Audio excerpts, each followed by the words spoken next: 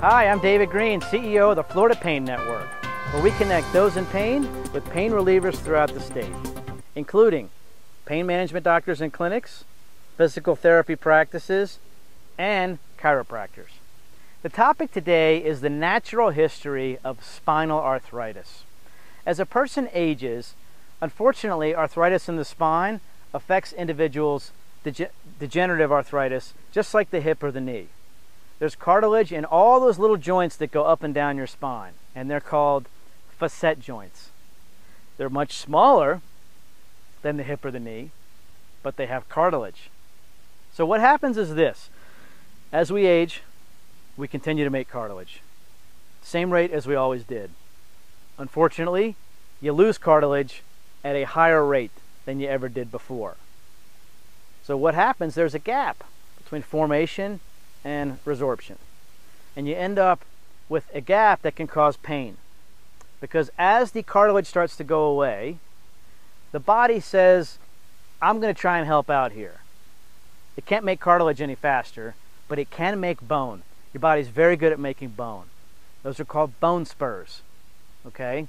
Another thing that it makes is very good at making soft tissue. So it takes a ligament and it really puffs up the soft tissue around the spinal joints. You don't want that tissue. You don't need that tissue, but it makes it anyway. It thinks it's helping you. It's like the little kid who tries to help you tie your shoe.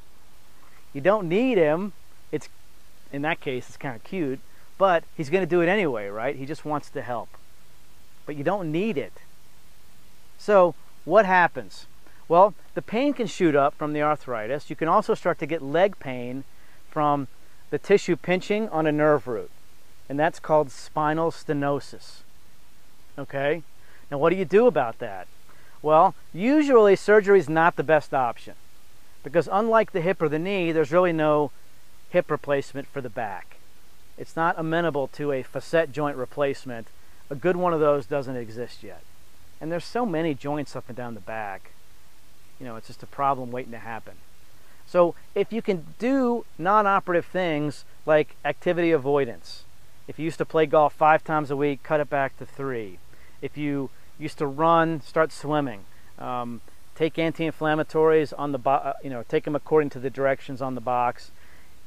Pain management can help you a lot. Radio frequency ablation, epidural steroid injections, facet injections, medial branch blocks. These are things that pain management doctors can do that have a low risk profile that can keep the pain at bay.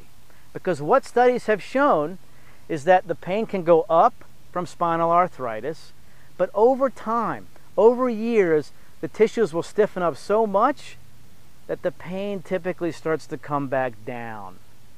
So studies have proven this. Years ago, Kirkcaldy and Willis did some studies looking at the natural history of spinal arthritis. And they found that as arthritis began and got worse, the pain went up. But over a period of years, the soft tissues and the bones stiffened things up so much that people's pain started to go down.